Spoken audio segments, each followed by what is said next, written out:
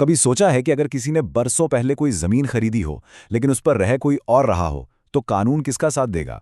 आज हम कब्जा और मुल्कियत के इसी पेचीदा मसले को एक हकीकी केस के जरिए समझने की कोशिश करेंगे। ये कहानी सिर्फ एक जमीन के टुकड़े की नहीं है, ये इंसाफ और हकूक की लड़ाई है। हमारे सामने ये जो दस्तावेज है ये लाहौर हाई कोर्ट का एक फैसला है। ये सिर्फ कागज का एक टुकड़ा नहीं है बल्कि एक बहुत लंबी और पेचीदा कानूनी जंग का नतीजा है।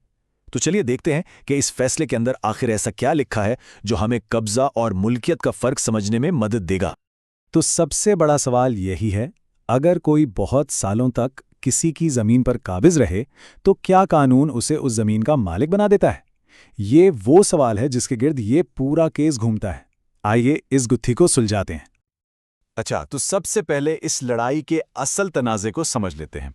कौन लोग थे इसमें शामिल और मसला आखिर था क्या?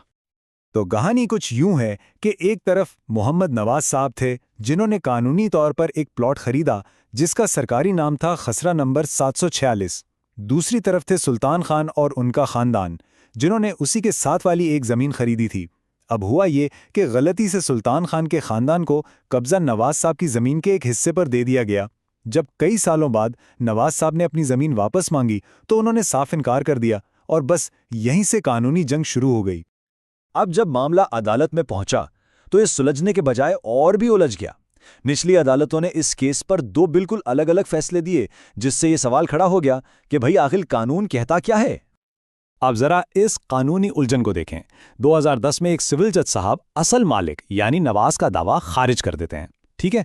लेकिन फिर सिर्फ 2 साल बाद 2012 में एक अपील कोर्ट इसी फैसले को उलट देती है और जमीन नवाज के हवाले कर देती है।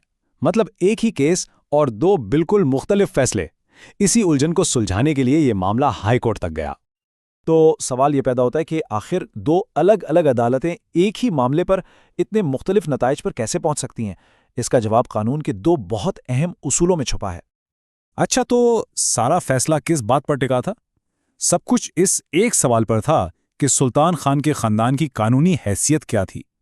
क्या वो सिर्फ नाजायज काबिज यानी ट्रेसपासर थे या फिर वो एडवर्स पोजेशन के तहत मुल्कियत का दावा कर सकते थे? चलिए इन दोनों का फर्क समझते हैं। सबसे पहले देखते हैं नाजायज कब्जा या ट्रेसपास क्या होता है। कानून की जुबान में ये किसी दूसरे शख्स या उसकी जायदाद के खिलाफ एक गैर कानूनी काम है। बिल्कुल सादा अल्फाज में कहें तो किसी की जमीन में बगैर इजाजत घुस जाना। अब आते हैं कब्जा बराए मुल्कियत या एडवर्स पोजेशन की तरफ। ये एक बहुत ही खास कानूनी उसूल है। इसका मतलब यह है कि अगर कोई शख्स कुछ शर्तें पूरी करते हुए बहुत लंबे अरसे तक किसी जमीन पर काबिज रहे तो वो उसका मालिक बन सकता है। लेकिन इसकी सबसे जरूरी शर्त यह है कि काबिज को खुलेआम ये कहना पड़ता है कि ये जमीन मेरी है, असल मालिक की नहीं। उसे कहते हैं हक का दावा करना। यहां इन दोनों में फर्क बिल्कुल साफ नजर आ जाता है। नाजायज कब्जा तो बस किसी की जमीन में गैर कानूनी तौर पर मौजूद होना है, लेकिन कब्जा बराए मिल्कियत के लिए सबके सामने ये ऐलान करना पड़ता है कि ये जमीन मेरी है। अदालत ने यह देखा कि सुल्तान खान के खानदान ने कभी भी मुल्कियत का ये खुला दावा किया ही नहीं। वो सिर्फ काबिज थे, उन्होंने कभी हक नहीं जताया था। और यही वो एक नुक्ता था जिसने सारा खेल बदल दिया। यहां कहानी में एक और दिलचस्प मोड़ आता है जो पाकिस्तान के कानूनी और सकाफती निज़ाम से जुड़ा हुआ है। और ये एक बहुत बड़ा कानूनी मोड़ है। अदालत ने फैसले में इस बात की निशानदेही की कि पाकिस्तान में कब्जा बराए मलकियत के पूरे कानून को ही इस्लामी असूलों के खिलाफ करार दिया जा चुका है। इसका मतलब ये हुआ कि जिस कानूनी रास्ते पर सुल्तान खान का खानदान चलने का सोच रहा था, वो रास्ता तो खुद ही कानूनी तौर पर मुतनाज़ा बल्कि तकरीबन बंद हो चुका था। तो इन तमाम दलाइल को सुनने के बाद आखिर हाई कोर्ट ने क्या फैसला सुनाया और उसकी वजह क्या बताई? आइए देखते हैं। हाई कोर्ट ने एक बहुत बुनियादी उसूल वाजे कर दिया। जैसा कि फैसले में लिखा है, किसी दूसरे का कब्जा चाहे वो 50 साल पुराना ही क्यों ना हो, असल मालिक के कानूनी हक को ख़त्म नहीं कर सकता। यानी वक्त गुजरने से कोई गलत काम सही नहीं हो जाता। और अदालत ने अपनी बात को इन बेहतरीन अल्फाज में समझाया, कानून उस शख्स की मदद नहीं करता जो खुद कानून तोड़ रहा हो। ऐसा नहीं हो सकता कि एक तरफ गैर कानूनी कब्जा किया जाए और दूसरी तरफ उसी कानून से तहफ़्फ़ुज़ भी मांगा जाए। ये तो इंसाफ के बुनियादी उसूल के ही खिलाफ है। और इन्हीं वजूहात की बुनियाद पर हाई कोर्ट का फैसला बिल्कुल साफ था। दरखास्त खारिज की जाती है।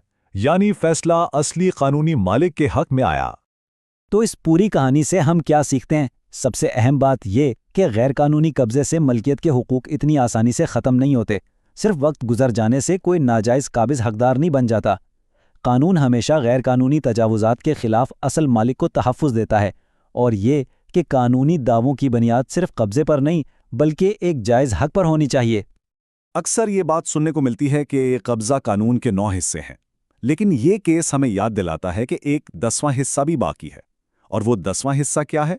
वो है कानूनी मलकियत का सबूत, वो कागज़ जो आखिर में हर तरह के कब्ज़े पर भारी पड़ता है।